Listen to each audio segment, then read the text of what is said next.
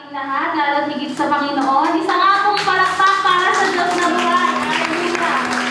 Amen. Hallelujah. Tunay po na napakabuti ng Diyos. Amen. Amen. May tao po ba dito?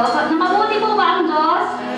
Amen. So kahit ilan lang tayo dito kapatid, ipakita mo na mabuti ang Diyos. Amen po ba? So samahan din po ako na magbasa sa aklat po ng Awit, chapter 136, verse 1 hanggang 9 po.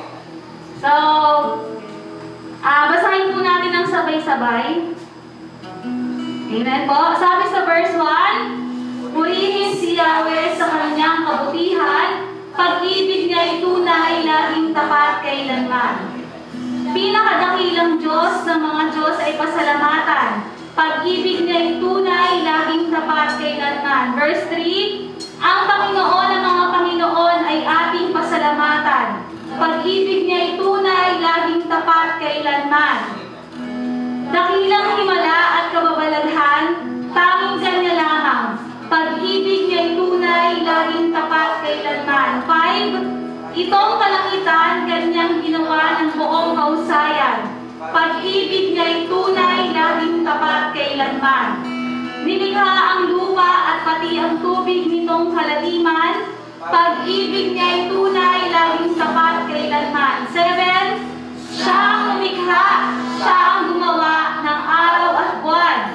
Pag-ibig niya ay tunay, laging tapat kailanman. 8, nilikha ang araw upang maghapon ay siyang tumanglaw.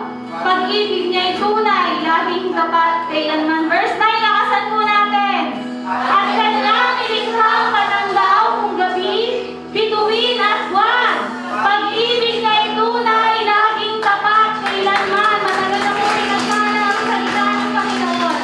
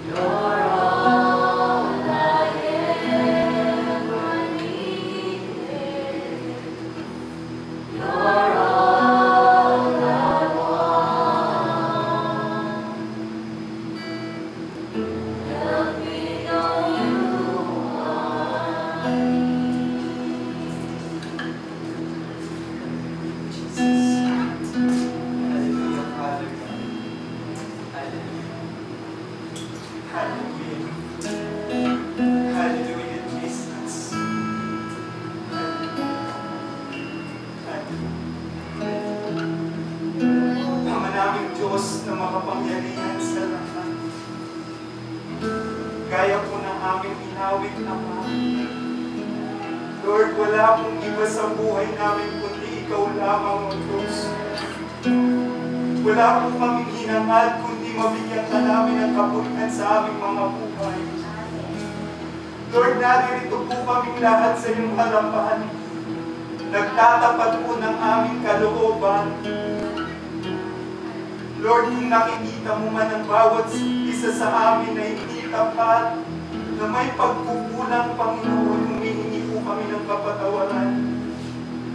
Lord, we are longing for your presence more, Panginoon.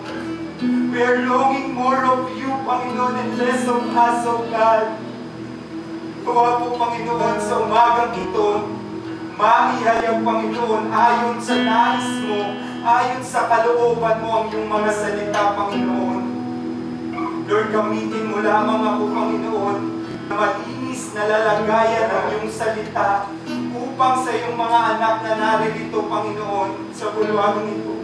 Lord, mabigyan sila ng pagpapala ng kaluman na makapagbabago ng kanilang mga puso at isipan na upang asamin nila yung maglingkod ng todo-todo, maglingkod ng wagas, whatever the conditions that we have right now.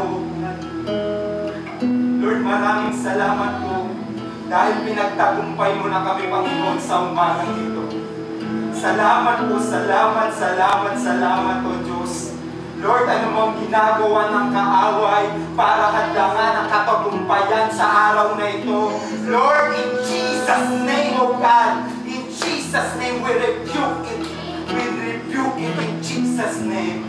Lord, by your power, by your authority, O God, by your wisdom, Lord, ibinababa ko ang aking sarili.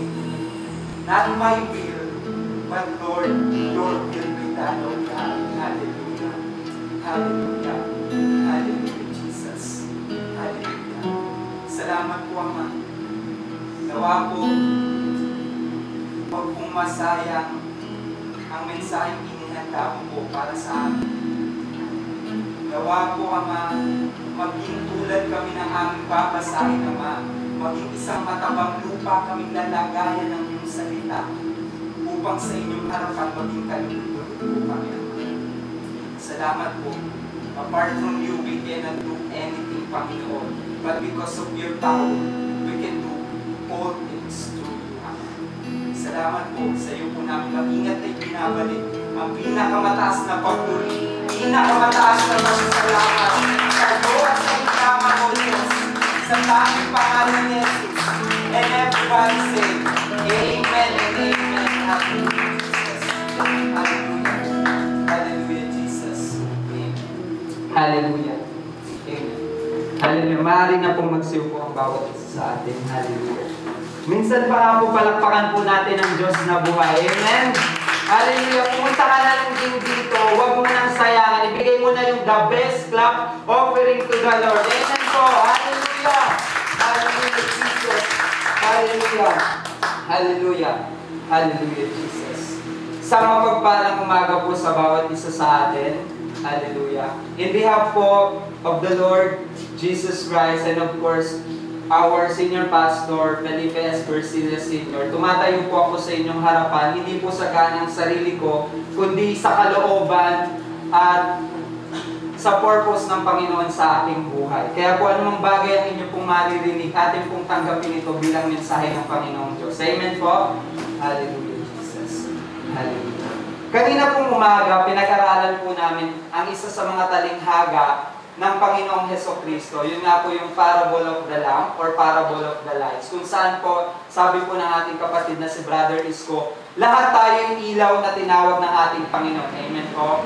Ang ilaw, ibig sabihin po ng ilaw, ito po ang nagsisilbing gabay sa kadiliman. Amen po. Sa ngayon po, pag-aaralan naman po natin ang isa pang parable na kung saan ang Panginoong Hesukristo din po ay nagbigay ng kanyang eksplanasyon patungkol dito sa parable na babasahin natin.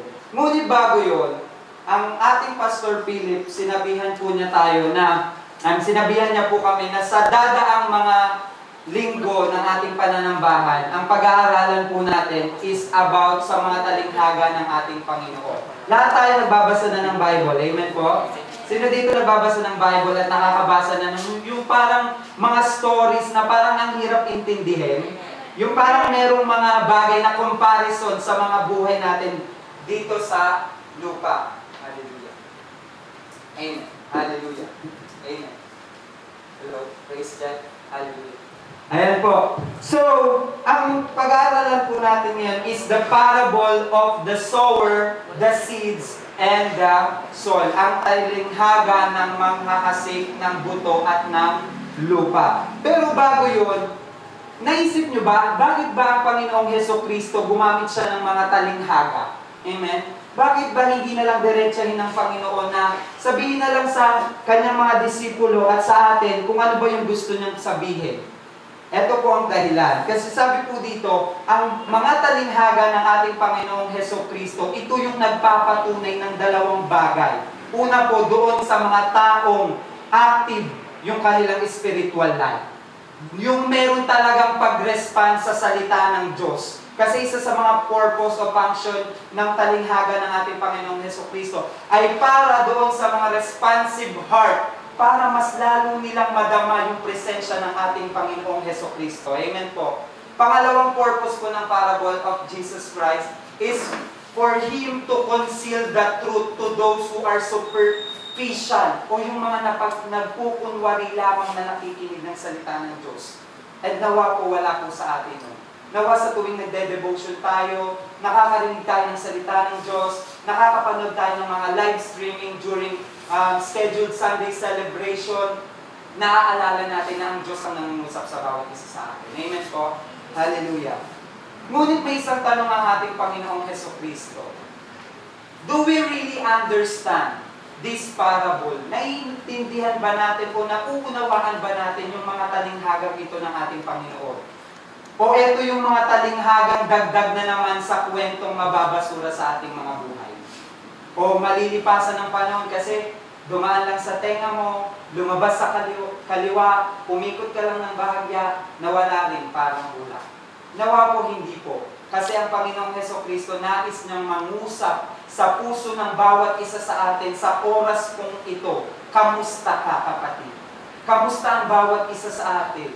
Hindi naman limit sa kaalaman natin that we have this pandemic, this COVID, diba? This coronavirus. Pero isa lang ang masasabi ng ating Panginoong Diyos, siya ay over this pandemic. Mas makapangyarihan at mas dakila ang kanyang pangalan. Amen po. Lalo ang kanyang mga salita, if you believe and act on it. Amen? Hallelujah. Sabi nga po dito sa parable of the sower na ating babasahin, meron pong tatlong bagay, meron pong tatlong representasyon. Una po, the sower. Pangalawa, the seeds. Pangatlo, is yung tinatawag nating, hallelujah, the soil. Sino ba yung nire-representa ng tatlong bagay na ito? Una, the sower o yung manghahasik. Yun po ay ang ating, walang iba kundi ang ating Panginoong Hesukristo. Pangalawa po, the seeds. The seed symbolizes the Word of God, ang salita ng Diyos sa bawat isa sa atin. At yung pangatlo, na pag-uusapan po natin sa araw na ito, yung soil. Tayo bilang lupa ng ating Panginoon. Basahin po natin sa aklat ng Luke, chapter 8, verses 4 to 15. Hallelujah.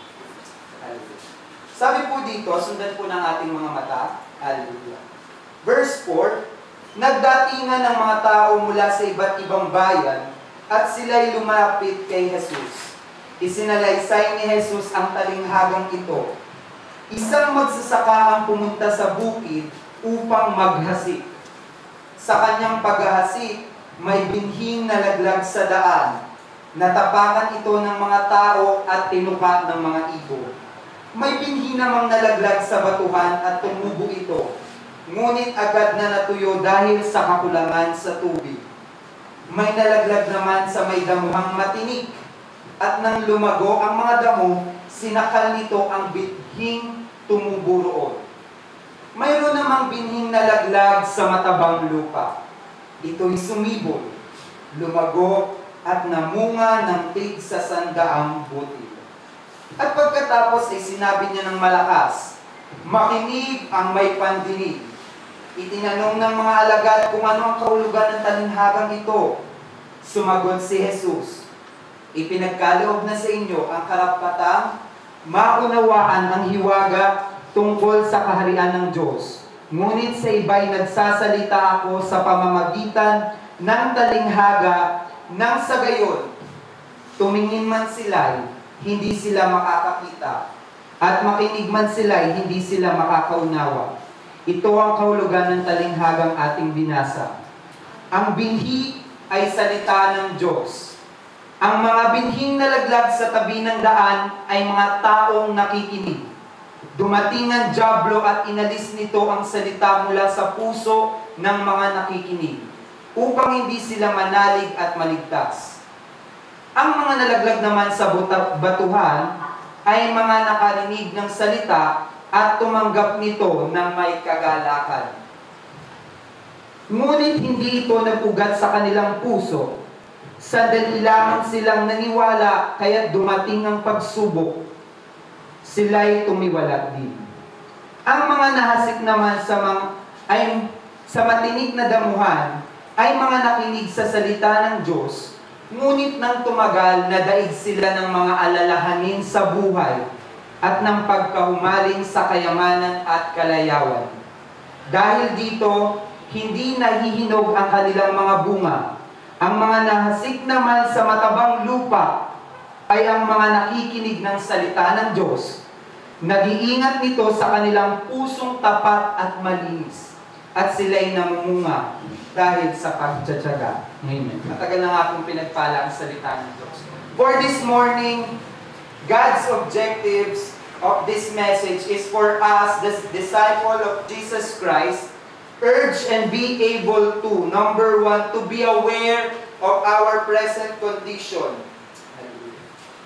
Number 2, for us to be a good soil. And last, for us to live the rest of our life in accordance to the application and fulfillment of the purpose through the message of today.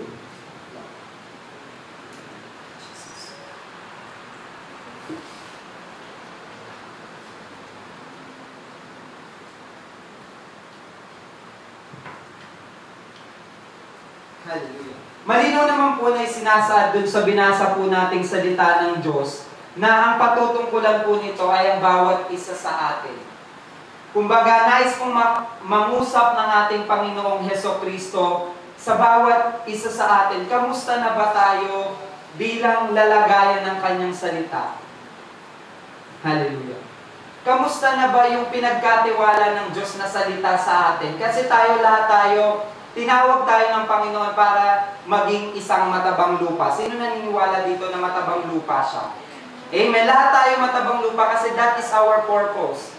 That is God's goal in our life, to be like Him, to be Christ-like image. Amen po ba? And part of that is for you to be trusted sa Kanyang mga salita. Ngunit ang tanong ng Panginoon, kamusta ka na bilang Kanyang lupang lalagayan ng Kanyang salita? Amoy lupa ka na ba? Amen?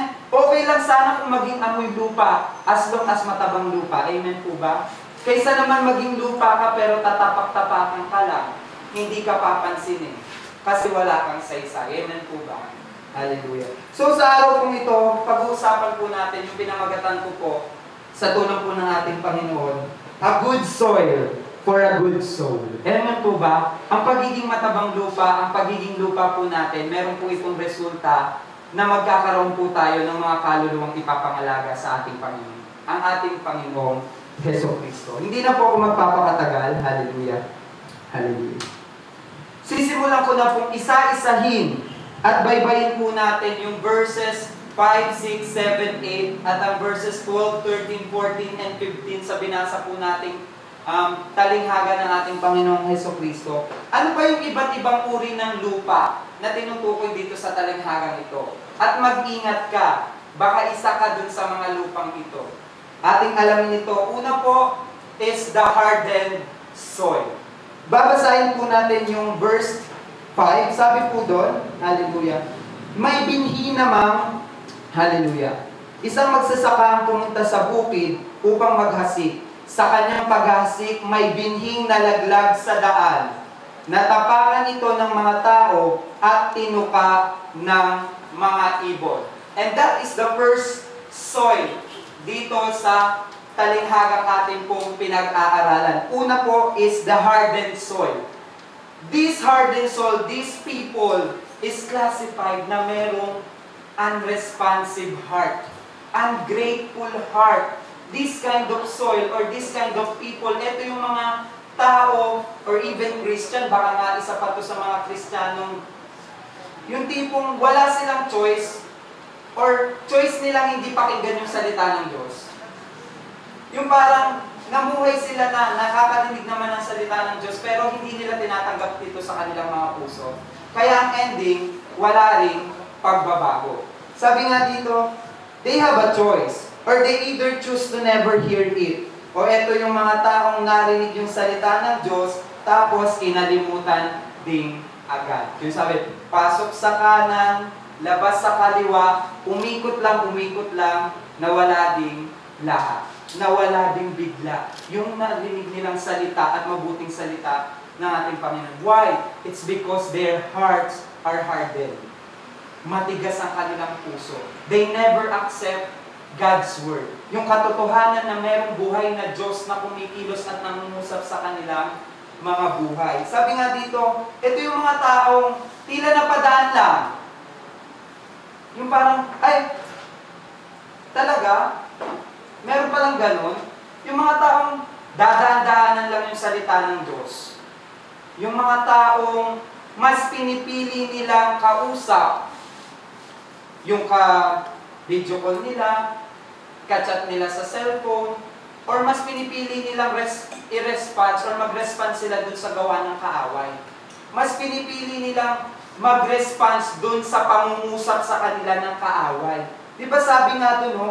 Meron dong ibon, and that bird symbolizes Satan.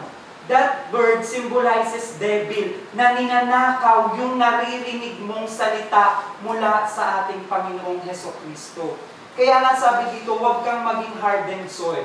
Huwag mong hayaan na yung binhi ng Word of God na itinanim sa'yo is mawala, manakaw ng kaaway. Sabi nga dito, ito yung mga taong mas piniling i-reject ang katotohanan ng may buhay na Diyos. Ito yung mga Kristiyano na kung saan nakakarinig sila ng salita ng Diyos pero wala nang dating. Yung kumbaga hinayaan na nila na nakakarinig lang sila pero hindi nila isinasa puso, hindi nila isinasa buhay. Sabi sa John 10:10, no? Dumarating ang magnanakaw upang magnakaw, pumatay, mangwasak at sumira. Kapatid, huwag mong hayaan na naririnig mo yung salita ng Diyos sa araw na ito pero mananakaw din kalaunan ng diablo, ng gawa ng kaaway.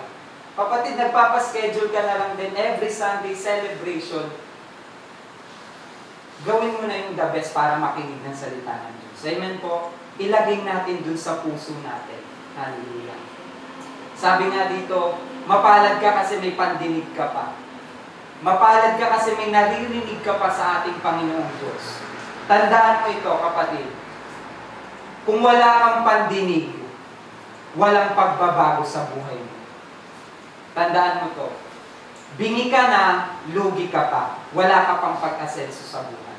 Amen? Kasi the true changes and the true application of His Word is yung nakikita, nagmamanifest sa ating mga buhay. Na after nating makinig ng salita ng Diyos, isinabuhay natin. Hallelujah. Hallelujah. Seize the moment hanggat naririnig mo pa ang salita ng Diyos. Huwag kang matulad dun sa lupa na matapos taniman ng manghahasik ni Jesus Christ ng kanyang salita, hinayaan lang maagaw ng kaaway. Huwag mong hayaan. At aminin natin minsan, or dumating sa point ng buhay natin, naging soil number 1 tayo. Yung nakarinig naman tayo ng salita ng Diyos, pero hinayaan natin mawala. It's because of our own fault. But because today naririnig mo itong mensahe na ito, kalimutan mo na God saying to you right now, kalimutan mo na minsan kang naging soil number 1. Hallelujah. Hayaan mo na kapag narinig mo na yung salita ko, ilagay mo na dun sa puso mo para hindi na maagaw ng kaaway. Amen po. Pangalawa po, hallelujah. Hallelujah, Jesus. Pangalawa po is the rocky soil. Basahin po natin yung verse 5 tsaka yung verse 13. Hallelujah. Hallelujah. Sabi po dito, may binhi namang nalaglag sa batuhan at tumubo ito, ngunit agad na natuyo dahil sa kakulangan sa tubig. Sabi naman po dun sa verse 13, hallelujah. Hallelujah. Ang mga nalaglag naman sa batuhan ay ang mga nakikinig ng salita at tumatanggap nito ng may kagalakan. Ngunit hindi ito nagugat sa kanilang puso. Sandali lamang silang naniwala, kaya't dumating ang pagsubok, sila'y tumiwala. Ano naman po ba itong number 2 na darakison na tinutukoy ng ating Panginoon sa kanyang talinghaga? Initially, somehow, dumating rin po tayo sa puntong ito. Yung tipong galak na galak tayo nung narinig natin yung salita ng Diyos sa ating mga buhay. Nung minsang nangusap ang Lord sa ating mga buhay, yung problemado ka, hindi mo alam yung gagawin. Tapos, biglang nangusap sa iyo ang Panginoon, biglang may nag-share sa iyo, or minsan na devotion mo, na parang sabi mo, oh, wow, this is the word that I need for today. Lord, salamat. The best. Galak na galak ka. Napakanta ka pa ng salita mo'y panghahawakan ko. Salita mo'y tapat at totoo. Diba? Minsan, galak na galak tayo nung naririnig natin yung salita ng Diyos. Pero sa isang iglap, nung dumating yung bato ng temptasyon sa ating mga buhay, yung bato na kung saan mas nag-focus tayo doon, nawala rin lahat yung narinig nating salita ng Diyos. Hindi natin napanghawakan yung kanyang mga salita.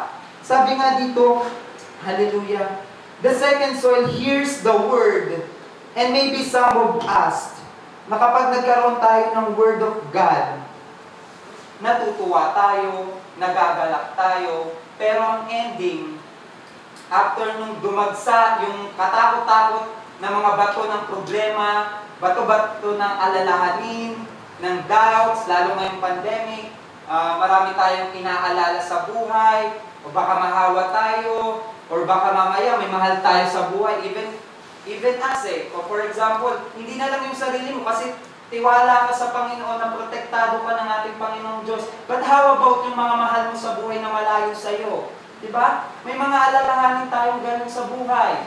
Yung alalahanin natin na ngayon, nabalik tayo sa GCQ. How about mabalik ulit tayo sa ECQ? Matetega na naman tayo sa bahay natin. Hindi na naman tayo makakapag-church. Diba? Maraming ganun na tila napadala na dun sa bato ng alalahanin sa buhay. Kapatid, ngayon, nire-remind ka ng ating Panginoong Diyos, hallelujah, na yung bato na yon, itapon mo sa buhay. Huwag mong hayaan na yung bato na yun. Ito, lagi ko itong naaalala every time na nagsisell ako. Naalala ko nung handle pa ako ni Brother Raymart, ni Brother Emak, na meron tayong mga bato, kung saan meron tayong mga cute scenes na tinatawag. Para siyang symbolisin niya yung bato. Na kapag pinagpatong-patong daw natin yung bato na yun, kapag hinayaan natin na lumaki at lumaki yung bato na yun ng mga cute scenes sa ating buhay, cute temptation sa ating mga buhay, lalaki yun at haharangan nun yung salita ng Diyos. Hallelujah. Na kung saan hindi na tayo makakapakinig. Ang gagawin natin, magpo-focus na lang tayo dun sa bato na temptasyon at spiritual pressure natin sa buhay. Hallelujah. Ang nakakalungkot pang katotohanan, karamihan dito sa rocky soil na to, alam ko, or minsan, kaibigan natin to. Minsan ka-church, or naging ka-churchmate natin. Minsan yung iba dito, ginamit pa ng Panginoon para makarating ka sa lugar na ito. Tsak may naaalala ka, may mga kapatid ka na naging ganito. Yung tipong ang init-init sa umpisa, pero pagdating sa dulo, nawala din. Nagpagapi sa pagsubok kaysa mag-focus sa salita ng Diyos. Ang isa sa problema nila, Instead, they look on the Word. They look to the world. Mas tinignan nila yung mundo. Mas tinignan nila yung naaapektuhan sila ng mga problema, ng worries, ng pleasure, ng cares, ng riches in life nila na hindi naman dapat. Alam kong minsan may naaalala na tayong sayang, nakakasayang kasi very promising to eh. Grabe, akala ko nga magiging cell group leader to. Akala ko nga tatayo to sa harapan para ibahagi yung salita ng Panginoong Diyos. Pero ang nangyari, nawala din sila. Kasi yung little roots na sinasabi dun sa talinghaga is natabunan ng mga bato. Yung bato na mga pagsubok nila sa buhay. Kaya tayo, mapalad pa tayo kasi naririto pa tayo. Amen po.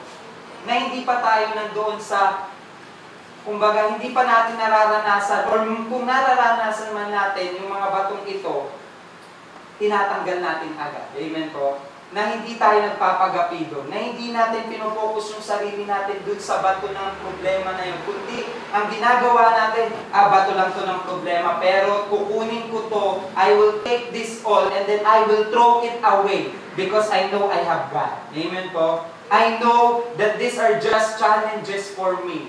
These are just temptations. These are just sins. Na ibabalik na naman ako nito sa dati ko. Pero hindi ko nahahayaan. Kasi alam ko sa sarili ko, matabang lupa na ako. Amen po? Hallelujah. Kaya kalimutan mo na, kapatid, yung soil number 2. Mag-focus na tayo sa soil number 3. Hallelujah, Jesus. Hallelujah. This soil number 3, o yung pangatlong ating pong tatalakayin, this, for me, is the most dangerous of all soil. At most especially, eto tayo bilang Kristiyano. Hallelujah. Paka-iingat po tayo kasi dito tayo madalas nadadaya. Kahit na pastor tayo, kahit na tayo cell leader, kahit na nagbabahagi ka na ng salita ng Diyos, kahit nag-share ka na sa labas, sa family mo, kahit ginagamit ka ng Panginoon, tumatayo dito sa music ministry, nagde-devotion ka complete, baka eto tayo. Hallelujah. Tandaan natin. Tingnan natin po And according to Jesus, hallelujah, hallelujah. Sa verse 6 po, sabi dito, hallelujah. Hallelujah, Jesus. Hallelujah. Hallelujah. May nalaglag naman sa may damuhang matinik, at nang lumago ang mga damo, sinakal nito ang bithing tumubo roon. Ano ang paliwanag po ng ating Panginoon doon? Hallelujah. Hallelujah. Sa verse 14, sabi dito, hallelujah. Ang mga nahasik naman sa may matitinik na damuhan ay ang mga nakinig sa salita ng Diyos, ngunit nang tumagal, nadaig sila ng mga alalahanin sa buhay at ng pagkahumaling sa kayamanan at kalayawan. Meron pong tatlong thorns na tinutukoy po dito ang ating Panginoong Diyos na nais po niyang i-emphasize sa ating mga buhay. Yung soil, yung thorns po na tinutukoy dito is yung tatlo po. The pleasure, the riches, at yung worries natin sa buhay. Na unti-unti daw po, ito daw po yung sasakal ng ating mga spiritual na buhay kapag nag-focus po tayo. Hallelujah. Bakit po ba sinabi na ito yung the most dangerous soil among all? Among all. Hallelujah. The soil is not doing anything sinful. Take note, wala silang ginagawang masama. Amen. Wala kang makikitang pattern or evident pattern ng kanilang sins. Namumuhay sila ng maayos. Kapag kausap mo sila, maayos. Pag nakikita mo sila, maayos. Lahat maayos sa kanilang mga buhay. Ang problema, they are just enjoying life. Hindi ko naman masisisi because life is enjoyable, isn't it? Masaya ang buhay. Lalo kung punong-puno ng pagpapala ng ating Panginoon. Tumingin ka lang sa Facebook. O kung gusto mo ng pagkain, nandiyan yung masasarap na pagkain. I-deliver pa, free delivery pa. Tama po ba? Nandiyan naman, pwede kang pumunta sa isang lugar nung wala pang pandemic, napakagaganda ng tanawin. Di ba? You have the rights to visit them all. Amen? Gandang-ganda ka. Tapos, nung walang pandemic, or even nga ngayon may pandemic, nakakausap mo yung mga taong gusto mo pa rin kausapin. Na-enjoy mong makipagkwentuhan sa kanila, to go out, or in a vacation, and have bonding with them. Tama po ba? Nakaka-enjoy naman talaga ang buhay kasi yun yung binigay na pagpapala ng ating Panginoon. And even right now, kahit may pandemic, na-enjoy mo yung protection, yung privilege, yung provision. Wala pa akong nabalitaan. Sabi nga ni Pastor Rio, wala pang naniniwala sa Panginoon in behalf of Send the Word of Life Global Outreach ang naging positive sa COVID. Amen po? Wala. It's because nakaka-enjoy ang buhay kasi may provision and protection from the Lord. Minsan nga, dahil na-enjoy mo yung pandemic, wala ka nang ginawa kundi kumain, mag-text, mag-relax, or you can do exercising, playing, ano pa, na-enjoy mo yung iba, biking, o minsan, lumilibot-libot ka pa sa lugar kahit na may pandemic pa. Na-enjoy mo. It's because that is God-given enjoyment. Ang problema nga lang, ang problemang nangyari dito sa soil number 3, yung mga taong ito na-enjoy yung binigay ng Panginoon, pero hindi nila in-enjoy kung sino yung nagbigay. And that is the most dangerous problem natin bilang isang Kristiyano. Yung na-enjoy natin yung dami ng pagpapala ng Panginoon, pero hindi natin namalayan na itong mga bagay na ito, unti-unti ito yung kumukuha, humahatak, lumalaban ng oras natin sa Panginoon. Because we enjoy everything, every details of His blessings, nakalimutan natin na dapat siya yung unahin. Na bago yung mga pagpapalang ito sa ating mga buhay, unahin natin yung may bigay. Unahin natin kung saan ba nanggaling ang mga pagpapalang ito.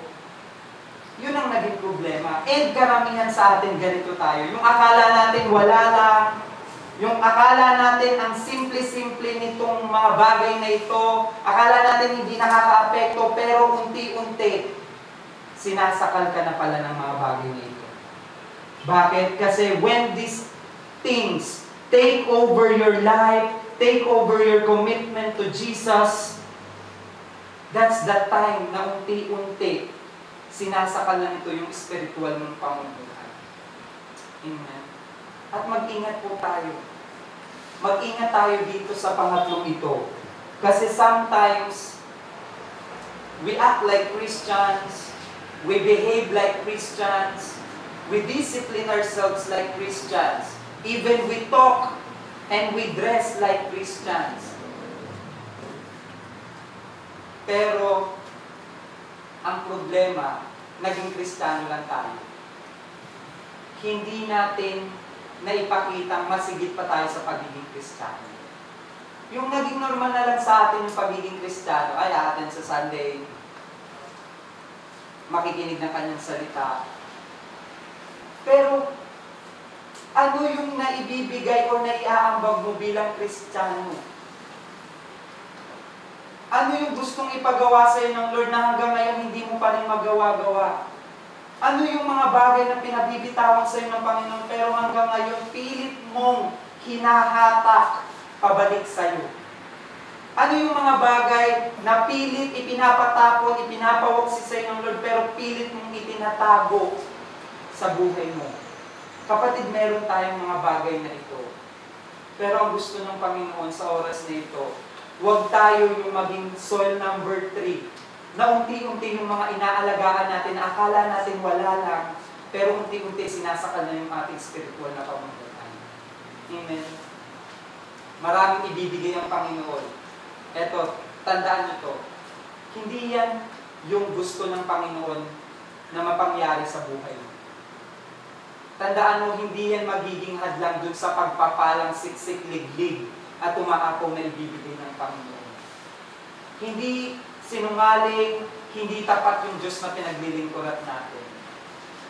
Kundi ang ating Panginoong Diyos, nung nangako siya sa Jeremiah 29:11, na alam niya lahat ng plano. Sabi nga niya, di ba? For I know the plans I have for you. Plans to prosper you. Kapatid, hindi siya sinungaling doon. Hindi siya superficial. Nung sinabi niya, ipoprosper ka niya. Hindi rin siya sinungaling at hindi rin siya kung sino-sino lang na actor, mga mapapako, na sinabi niya dun sa, bibigyan ka pa niya ng hope, ng pag-asa, at ng kinabukasan. Akala mo kasi nung nangako ang Lord, lugi eh. Pero ang sabi ng Panginoon, anak, nangako man ako ngayon na hindi ko pa tinutupad sa'yo, pine-prepare lang kita kasi mas malaki yung ibibigay kong pagpapala sa'yo. Amen po? Hallelujah. Huwag kang matakot mawalan. Mas matakot ka kung hindi ka bigyan ng Panginoon Diyos. Hallelujah. Sabi nga po dito, hallelujah,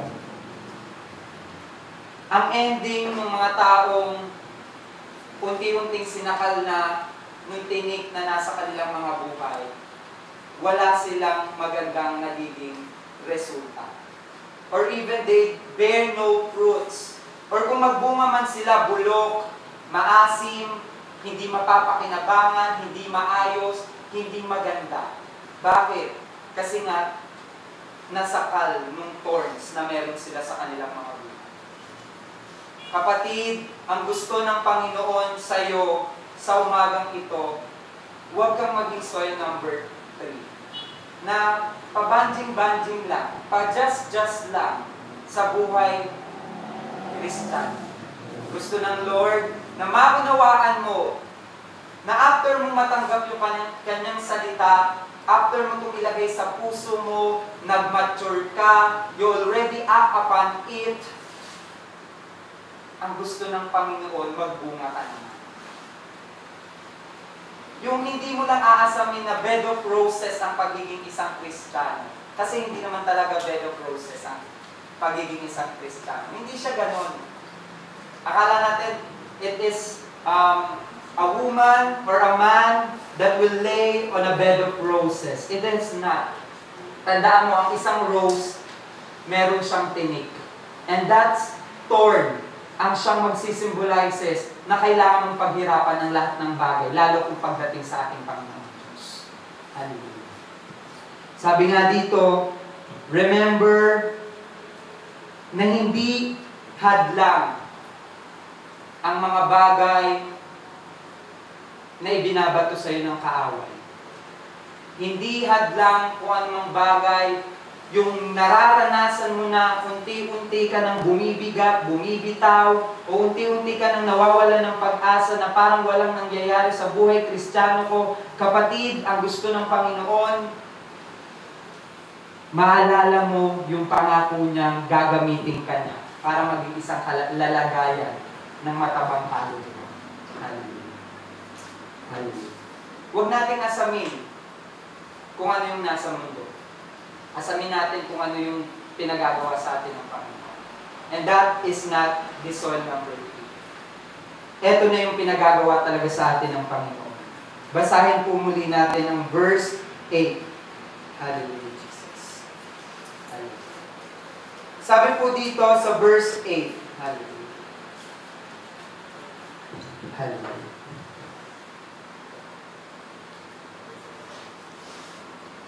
Mayroon namang binhing na laglag sa matabang lupa.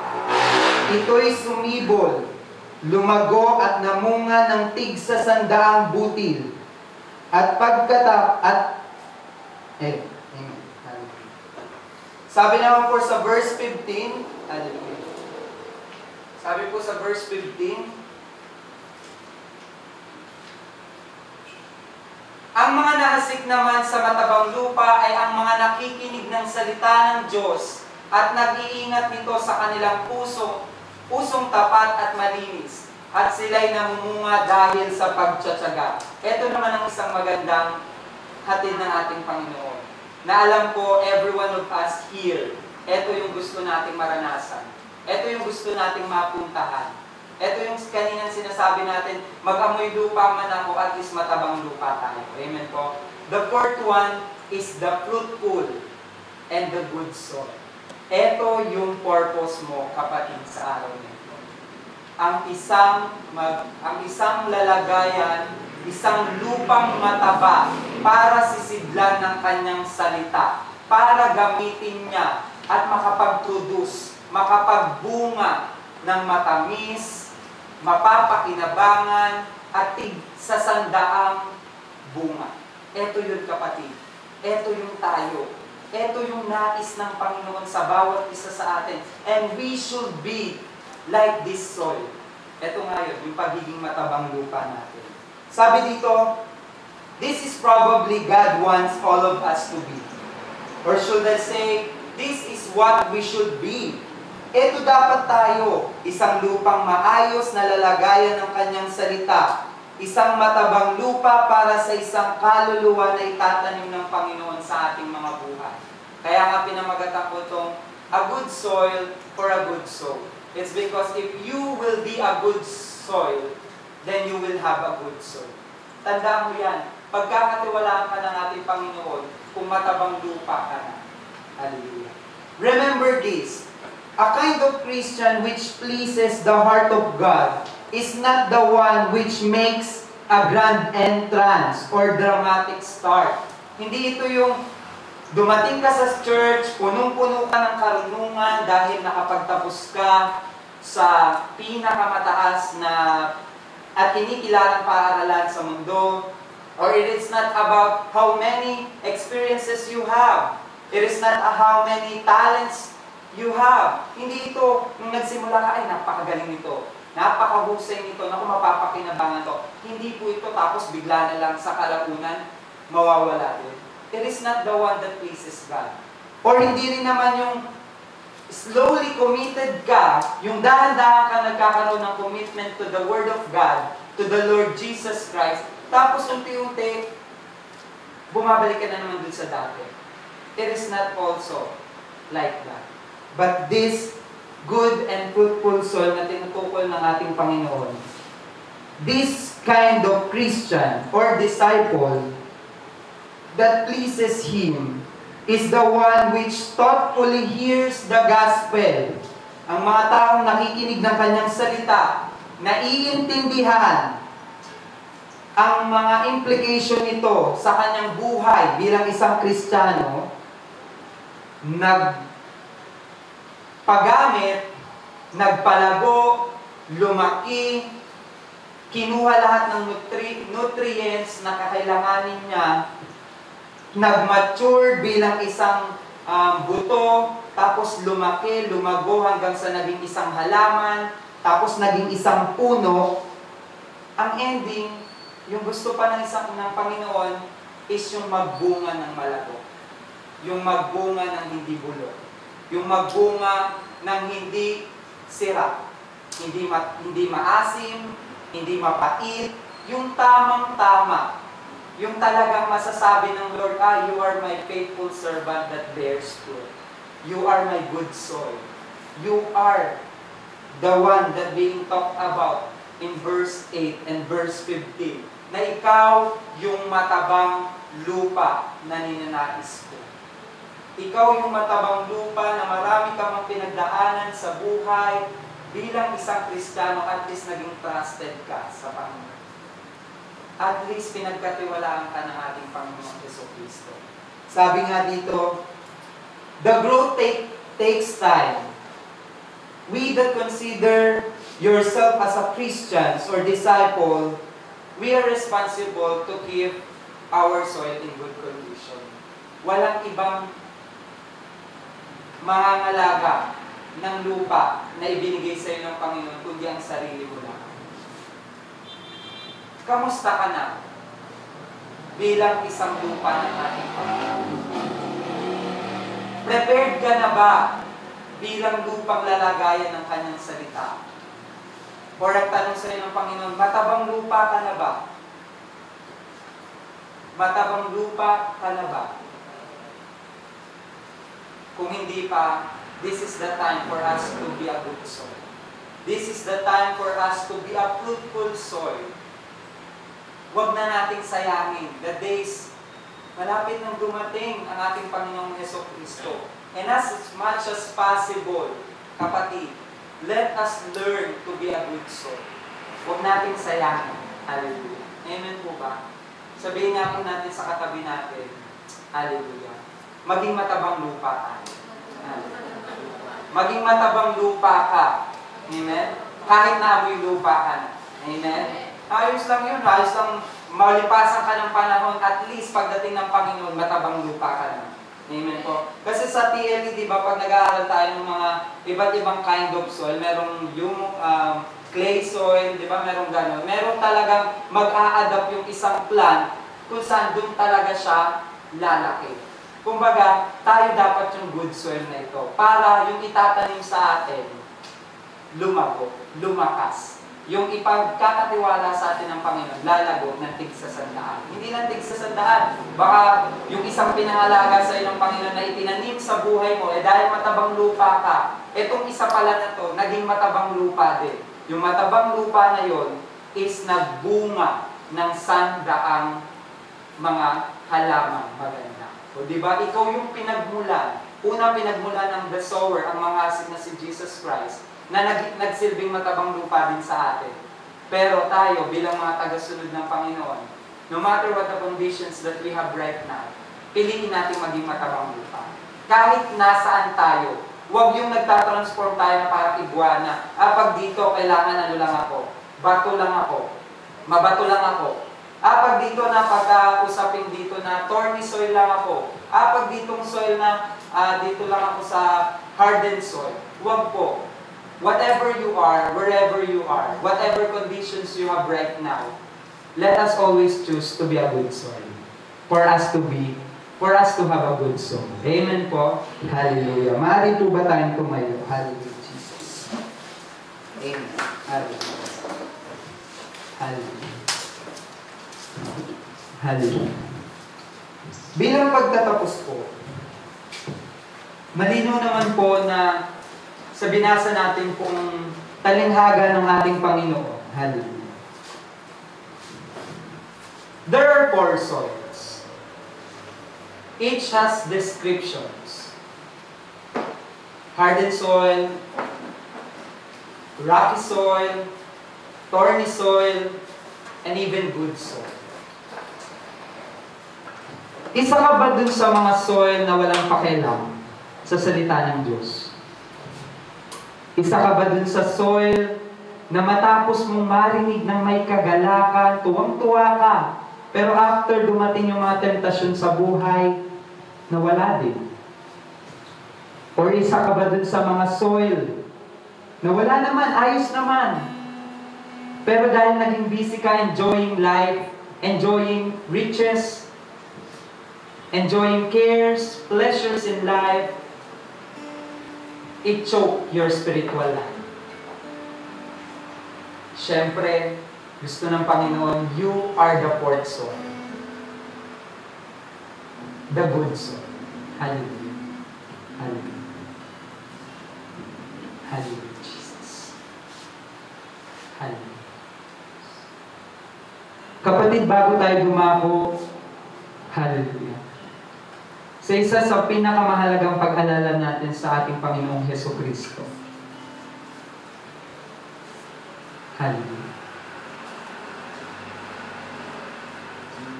There still have a time.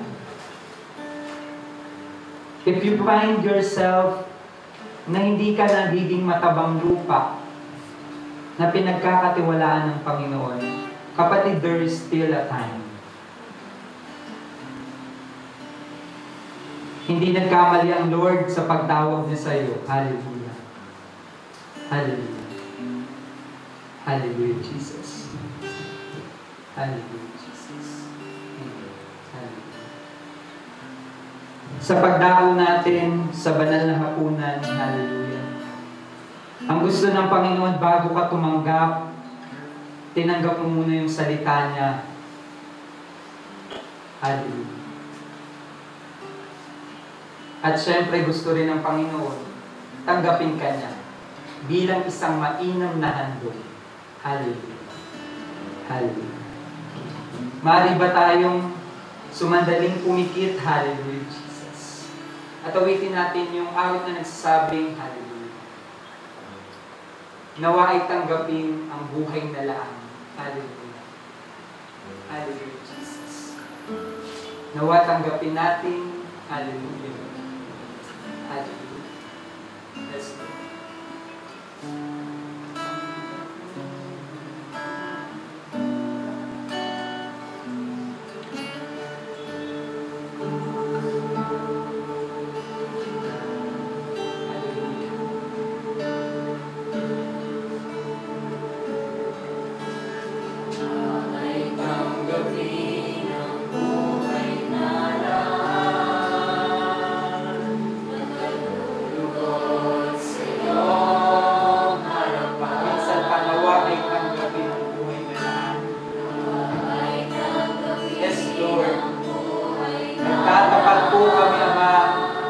Nagpapasiyasan ng aming mga puso, Ama. Hallelujah. Nawa maging kalugod-lugod kaming matabang lupa, Panginoon. Hallelujah. Dahil wala po kaming ibang ninanais, Panginoon, kundi ang itanggap ka, Panginoon. Kundi matupad kung ano yung gusto mo sa aming mga buhay. Hallelujah. Yes, Lord. Buong lakas. Hallelujah.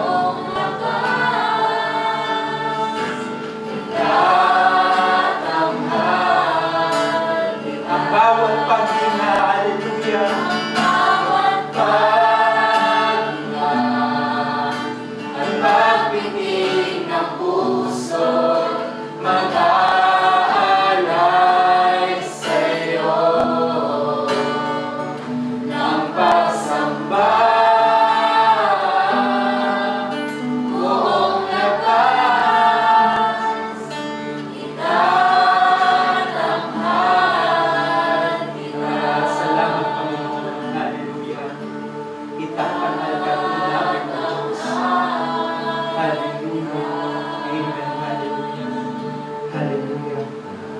Pagdako po natin sa banal na hapunan.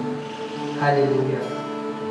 Sabi sa salita ng Diyos, sa aklat ng mga Korinto, ang sino mang kumakain ng tinapay at umiinom sa kopa ng Panginoon sa paraang di nararapat, ay nagkakasala sa katawan at dugo ng Panginoon. Kaya dapat siyasatin ng tao ang kanyang sarili bago siya kumain ng tinapay at uminom sa kopa. Sapagkat ang sino mang kumakain at umiinom ng hindi kinikilala ang kahalagahan ng katawan ng Panginoon, ay kumakain at umiinom ng kahatulan laban sa kanyang sarili. Iyan ang dahilan kung bakit mahihina at masasakitin ang marami sa inyo, at may ilan ngang namatay na. Kung sisiyasatin natin ang ating sarili, hindi tayo hahatulan ng ating Panginoon. Hallelujah. Maaari po nasa ating pong pagkuha ng tinapay at ng ating pong iinumin, isa-isa po tayong kukuha. Hallelujah. Wala pong magpapakuha. Start po tayo kay Sister Casey. Hallelujah. Bitin po natin yung tinapay na po. Hallelujah.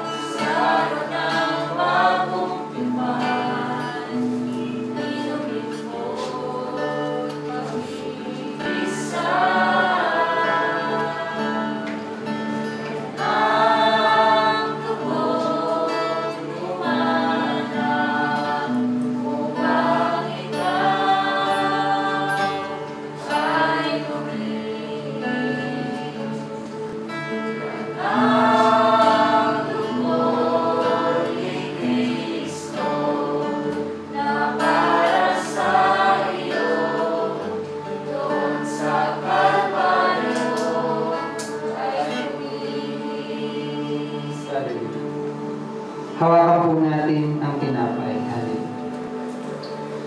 At atin pong buksan. Hallelujah.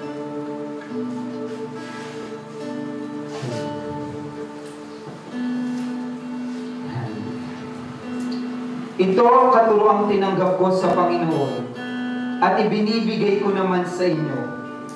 Noong gabing siya'y pagkanulo, ang Panginoong Jesus ay dumampot ng tinapay. Nagpasalamat at pinagpira-pira sa iyo at sinabi, ito ang aking katawan na inihahandog para sa inyo. Gawin ninyo ito bilang pag-alaala sa akin. Kanin po natin ang tinapay. Hallelujah, Jesus. Hallelujah. Salamat po, Diyos. Minsan pa, hallelujah. Sa katawan mong binayubay sa krus, Panginoon. Salamat po dahil mula sa mga latay mo, Panginoon. Hallelujah. Sa mga tadyak. Hallelujah. Sa mga pagbubugbog. Hallelujah. Sa pagdudura sa iyong katawan, Ama, kami naging malaya. Hallelujah. Salamat po dahil nararanasan namin yung dakilang pag-ibig mo sa bawat isa sa amin. Salamat po sa sakripisyong ginawa mo po, Panginoon, sa krus. Na forever we will be grateful, O God. That forever we will thank you, O God, na hindi namin ito kayang tumbasan, Panginoon. Tanging magagawa lamang po namin, O Diyos, ay yung mga pinagagawa mo po na maging matabang lupa kami, Panginoon, ay magawa namin ng tapat sa aming mga buhay. Salamat po, salamat Ama. Hallelujah. Hawakan po natin ang kopa. Hallelujah. Matapos maghapunan, hallelujah, dumampot din siya ng kopa at sinabi, ang kopang ito ay ang bagong tipan ng Diyos na pinagtibay ng aking dugo. Tuwing iinumin ninyo ito, gawin ninyo ito bilang pag-alaala sa akin. Inumin po natin ng kopa. Hallelujah, Jesus. Hallelujah. Amen. Hallelujah. Salamat po. Hallelujah. Hallelujah. Jesus. Hallelujah, Father. Salamat po, Ama. Hallelujah. Because of your blood, we are safe, O God. Because of your blood, O God, we are protected, O God. Hallelujah. Salamat po, Ama. Hallelujah. Hindi na sayang, Panginoon, yung mga dugong tumigis, Panginoon, yung mga dugong dumanak sa iyong katawan. Dahil sa ngayon, dahil nararanasan po namin na kami ligtas, Panginoon, sa anumang uri ng sakit, anumang uri ng pandemya, Panginoon, na bumabalot sa mundo, Panginoon. Lord, salamat, salamat po, Ama. Hallelujah. Lord, because of your blood, naranasan namin, Panginoon, ang sarap mamuhay sa presensya mo, Panginoon. Hallelujah. Hallelujah.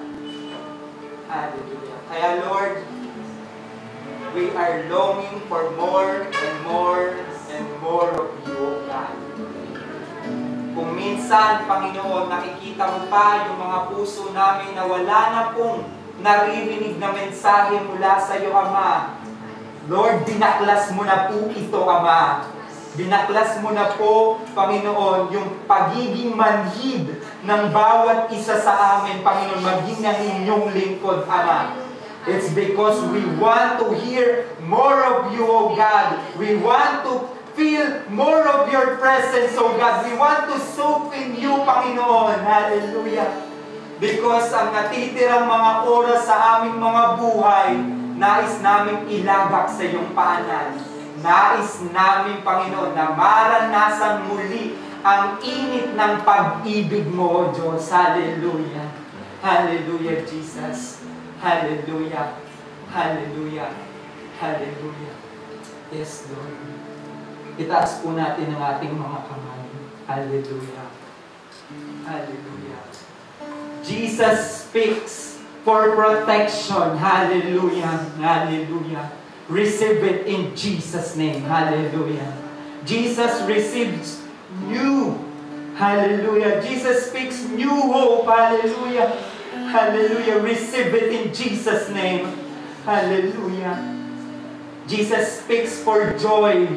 Hallelujah. Receive it in the name of Jesus Christ. Hallelujah. Hallelujah. Hallelujah. Lord, nakikita mo po ang bawat isa sa amin. Alam mo po ang pangangailangan ng bawat isa sa amin. Alam mo po ang alalahanin ng bawat isa sa amin. Wala po kaming naitatago na ililihim sa iyo, Ama. Lahat ng mahina, O Diyos, palakasin mo, Panginoon. Lahat po ng nawawala ng pag-asa, bigyan mo po ng bagong pag-asa, ng bagong goals and objectives in their spiritual life, O God. Lahat po ng naliligaw, O Diyos, Lord, akayin mo ulit pabalik sa iyo. Lord, lahat ng nanlalamig, O Diyos, akapin mo po ng init ng presensya mo po, Panginoon. Lord, lahat po ng tila natatapakan yung kanilang lupa, Lord, panumbalikin mo po sa isang matabang lupa. Hallelujah. Hallelujah, Jesus. Hallelujah. Hallelujah, Jesus. Sa Kanya na makapag-iingat sa inyo upang hindi kayo magkasala at makapaghaharap ng may malaking kagalakan sa Kanyang kaluwalhatian sa pamamagitan ng ating Diyos na Panginoong ang Panginoong Hesukristo. Hallelujah. Sa Kanya ang lahat ng kapurihan. Sa Kanya ang lahat ng kaluwalhatian.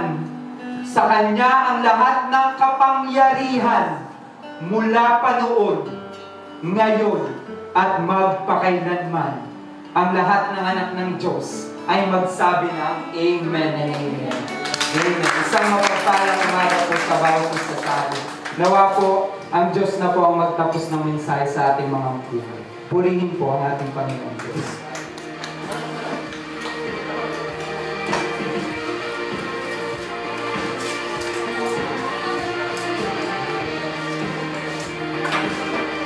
Ayan, amen. Ngayon naman po ay bukas na po ang harapan para sa ating mga kaloob.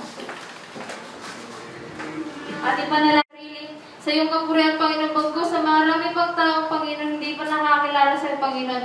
Lord God, maraming salamat po sa buhay ng mga nagkaloob, Panginoon, sa araw pong ito. Patunay, Panginoon, na hindi mo kami pinaggugulang, Panginoon. Maraming salamat, Lord God. Ama, sa kanila mga buhay, Panginoon. Patuloy mo nga po sila pagpalain, Panginoon, ng siksik, liglig at umaapaw, Panginoon. Dalangin rin po namin, Ama, yung mga kapatid po namin, Panginoon, na hindi po napagkaloob. Lord God, dalangin po namin, Panginoon, na pagpalain mo po sila, Lord God. Panginoon, na hindi namin, Panginoon, na Lord God, akalain, Panginoon, na pagpapala, Panginoon, ipagkakaloob po sa bawat isa, Panginoon. Patuloy na ikaw, Panginoon, ang kumilos lamang po sa aming mga buhay, Lord God. Wala ibang madakila, Panginoon, sa aming mga buhay. Bagkus ikaw lamang, Panginoon, Lord God. Dalangin po rin namin, Panginoon, sa maghahapon ng mga salaping ito. Patuloy, Lord God, na kumilos ka po sa kanyang buhay. Patuloy na pag-ingatan mo po siya, maging kanyang buong pamilya, Panginoon. Ano man pong design ng kanyang puso, patuloy na igaran mo po ito, Panginoon. Lord God, maraming salamat, Lord God. Panginoon, na naway ingatan mo rin po ang bawat isa sa amin pag-uwi ngayon, pansamantala, Panginoon. Patuloy na sa aming pag-uwi, dala namin yung salita mo, Panginoon, hindi lamang manatili sa amin. Pagkus may sa buhay rin po ng bawat isa, Panginoon. Lord God, at may bahagi rin, Panginoon, sa mga mas nangangailangan nito, Ama. Patuloy na, Lord God, sa'yo lamang po ang pinakamatas na papurit pagsamba. Pasasalamat, mga kapangyarihan sa mga panginapalan ni Jesus. Amen.